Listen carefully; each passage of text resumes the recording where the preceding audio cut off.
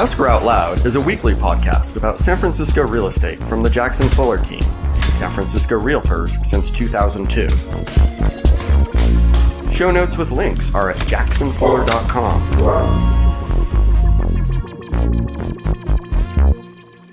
Hi, Brenton. Hey, Matt. How you doing? I'm doing well. How are you? I'm doing great. I gotta say, you look money today. You're so money, baby. No, you are. Oh, thanks. So speaking of you being money, let's talk about money and buying a house. Let's do it. So people often want to know, I've gone out, I've saved up my down payment, I'm ready to go house shopping, I found the house. Do I make my down payment right then when I make an offer? Or like, when do I actually transfer cash from my accounts to other accounts? And where's that money going when I buy a house in San Francisco? That's a really good question. So when you write your offer, you indicate that you're going to make an initial deposit of 3% of your purchase price. So if you're buying a house for $1 million, your initial deposit is $30,000. And that $30,000 is part of your down payment, but it goes to escrow, which is the neutral third party that handles all the money in the transaction when you go into contract. So when your offer is accepted is the first time that you have to put up any money. All right. So it's not like I have to go down to even make the offer and like get a cashier's check and present it with the offer. Nope. All right. So when you're and you had mentioned 3%, which is tradition here in San Francisco, but is that law? It is not law, but it is the standard practice here because of laws about liquidated damages, which will be another podcast. With an attorney guest, because we are not attorneys. But suffice it to say that the 3%, no, it is not law, but it is very much the standard practice here in our market to make a 3% deposit with your offer. Because, well, we won't go into liquidated damages today. Liquidated damages in our contract that we typically write with is capped at 3%. There you go. So if for some reason I don't want to make that initial 3% deposit because I don't want to write a competitive offer in a multiple offer situation or something, can I increase my deposit once I've gone into contract? Yes. And there's a form for that even, the receipt for increased deposit. And I don't think I've had to complete that form in over a decade. So let's keep it up. Yeah, let's do that.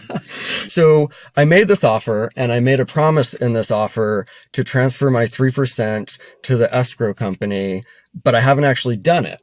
But then my offer is accepted. So then what happens? So when your offer is accepted, you either write your check or you initiate your wire to send that 3% to escrow. And as an aside, be aware of wire fraud. We've got an entire episode about that, as a matter of fact. Now, you said something that caught my ear. You said you can write that check. But, you know, the rule of real estate always seems to be cashier's checks. So can you actually make your initial deposit with a personal check? You can. What?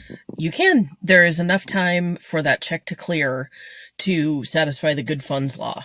That's why you can't make your final deposit by a personal check, because it has to be guaranteed funds.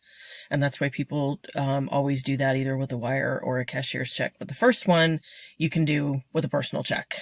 All right. So I've made my initial 3% deposit. We've gone through escrow and I am getting to the signing table. What next?